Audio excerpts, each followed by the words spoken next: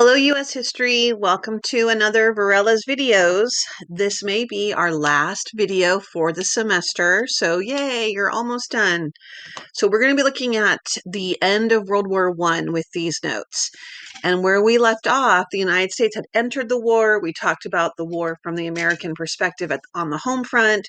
So what brings about the end of the war? Well, let's start with a very famous speech called Wilson's 14 Points. And this has often been labeled by historians how Wilson feels that there can be a peace achieved even without a victory in this war. And what he means by that is this war about really who is going to win or creating a world to, as they were saying then, the war to end all wars? Because to them, this was the Great War. It's not World War One, because obviously to them, this war has been so terrible. The loss of life has been nothing that had ever been seen before, that let's just end this thing.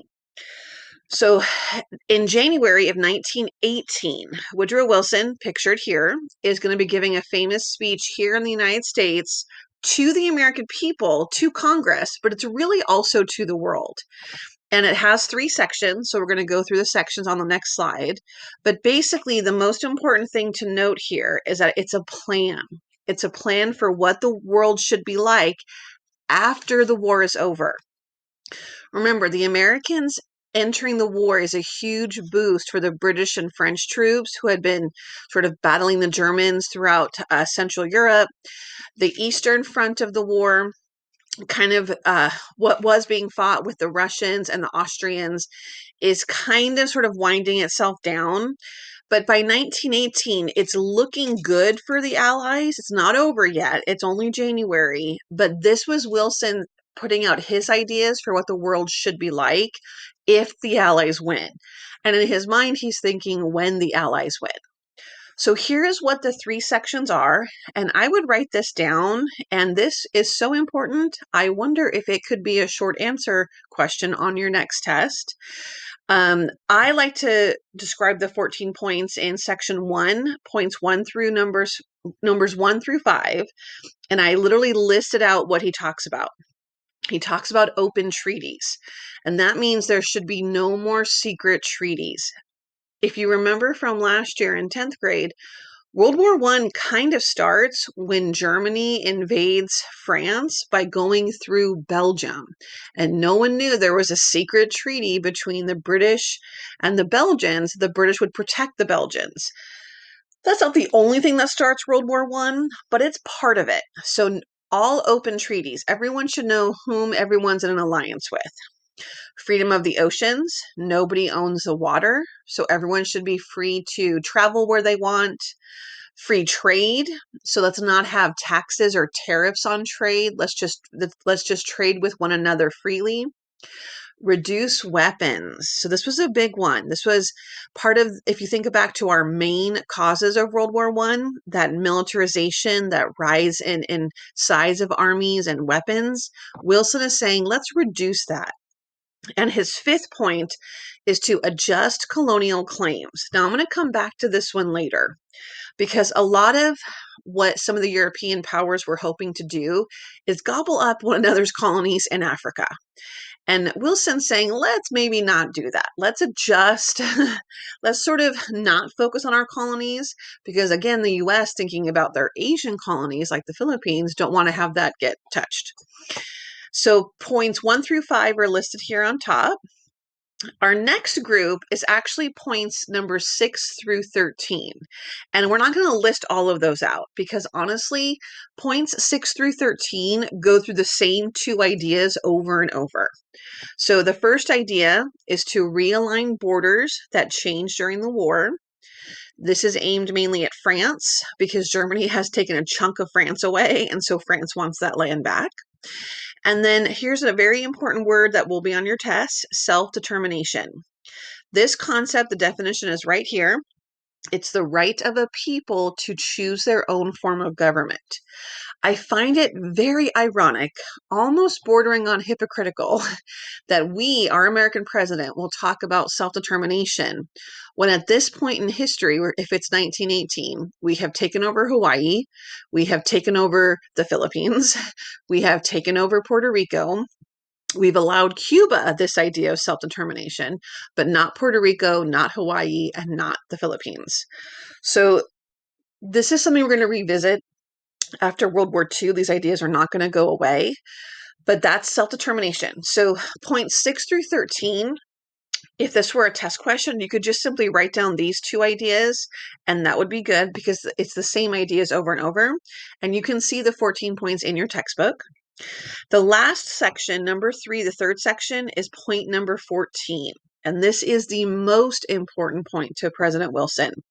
And it is to create what he called an international organization for collective world security, an organization to prevent all future wars, and that will become known as the League of Nations. Remember this, the League of Nations is sort of the precursor to what currently is the United Nations. These are not the same thing. The League of Nations is going to be created and open in 1920. It is an idea of our American president, and it was the most important point of this whole speech to Woodrow Wilson.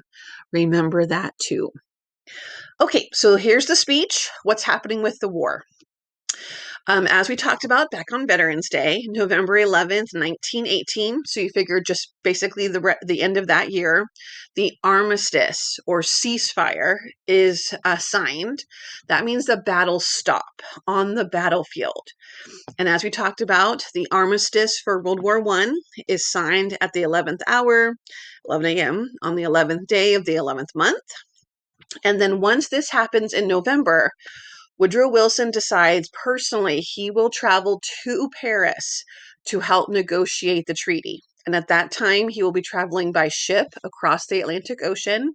And he will, as president, leave the country. And this was a big deal for Americans in 1918 into 1919 because presidents did not travel internationally like they do today. We're used to hearing the president travel all the time. This was a big deal for Woodrow Wilson to do, but that showed how important he wanted the American voice to be in the peace conference. And mainly, he wants to see his 14 points become a reality. So that peace conference will open at the Palace of Versailles in January of 1919. Okay, so I'm going to tell you it's probably best if you can get this chart down. If we were in class in person, I'd probably have a handout for you, but I think this just would be easiest to copy. It's a lot, I know, but it does kind of compare what Wilson wants and what his 14 points want and what is the reality. So here's the Paris Peace Conference. The Treaty of Versailles is what they're working on. Again, it's just a discussion at this point. Wilson's ideas for peace are in this column. The decision made at the Paris Peace Conference is here. So Wilson brings up that phrase again, peace without victory. Basically saying we've won the war in terms of we stopped the fighting. Can't that be enough? That is peace without actually saying we win. And the British and the French say, heck no. They are going to demand, the British and the French demand, that Germany pay their reparations. Open diplomacy. This idea that we are going to have the League of Nations created, that we can not allow for secret treaties. But what's really going to end up happening is that with the League of Nations, you're still going to have some secrecy behind the scenes.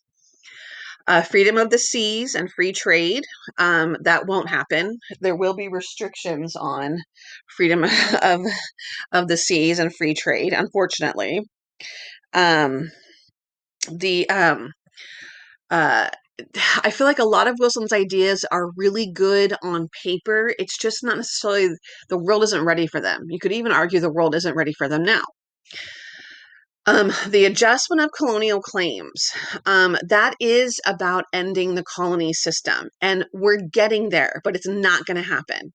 And if anything, the Allied powers, the British and the French, are going to gobble up the German and Austrian colonies. So we're not going to see the end of colonies, honestly, until the end of World War II. And that's when, for example, the Philippines will become independent in 1946. India will become independent of Great Britain in 1948. So it's going to take some time. Self-determination, as I said earlier, we talk about it. It is not a reality. Many, many countries are still under the control of more powerful countries. And the League of Nations is going to open. It's going to be what, again, Wilson's favorite idea. But the irony is, it's not going to be as strong and the organization Wilson perceived it to be, this idea of preventing future wars, and the US will not join it. More on that in just a moment. So that's the Paris Peace Conference and sort of Wilson's ideas and what's the decision made at the conference. So what does the treaty look like? The Treaty of Versailles takes about 6 months to write and get ratified as far as the members of the conference. And I want to point out to you as well too that only the winners are invited to Paris. So of course the US, the British, the French, Russia not invited. Remember, Russia bails and goes through the Russian Revolution. They're not a part of this peace conference. None of the losing teams, Germany, Austria, Hungary, none of the losing teams are invited either. And some of the colonies feel that they've been shortchanged, like Egypt and India, who played a big role in fighting for the Allies, but yet are not seen as important enough to have a say in the decisions made. Yet they sent soldiers to go fight. So it really is led by the US, the British, the French, and the Italians. So Germany is going to be forced to pay for the total cost of the war, what we are calling reparations. At the time in 1919, this is $32 billion. If you want to take a moment and look on your phone or online, how much is $32 billion in 1919? Because today, I think it's like trillions and trillions of dollars, which is an insane amount of money. So clearly back then, this is a number that's so obscene, it's going to just cripple Germany's economy, which is the point. Germany is forced to reduce their military to basically nothing. Their colonies are all divided up amongst the British and the French and the Italians. The Americans don't want any. And the war guilt clause was the big one. It was Article 231. Germany had to accept blame for the war. And this was the one that many Germans were the most angry about, not even the reparations. They were mad about this war being their fault. And as I recall, I feel like this fight started between Austria, Hungary, and Serbia, who are not even really in this conversation at all. And that's how the war starts. But in this case, this is clearly the British and the French wanting to punish Germany. And Germany refuses to sign this part of the treaty. And the British and French say, well, then we'll come and invade you again. And this is June of 1919. No one wants to keep fighting at this point. So Germany will reluctantly sign it. Austria-Hungary is going to be separated into two separate countries. So today, Austria is one, Hungary is another country, and they are separated forever. And then we will create an international organization to prevent wars and settle disputes between nations. That's the dictionary definition of the League of Nations. So all in all, this treaty was completed in June of 1919. So if you can think back to checks and powers, you have Wilson as the executive negotiating the treaty. He now must bring the treaty back home to our legislative branch, and the Senate must approve it. And this is where it becomes an interesting political debate back in America. Wilson, very strong Democrat, is dealing with a very Republican U.S. Senate. What's going to happen? The League of Nations is going to be created. Our U.S. Senate, however, is not going to ratify this treaty because, and we're going to talk about this in your textbook this week, that the United States Senate, first of all, as a Republican-led Senate, they just have a problem with Democrat Wilson as president. There's that one problem. But number two, they just look at this war and they go back to those two words, isolationism and imperialism/interventionism.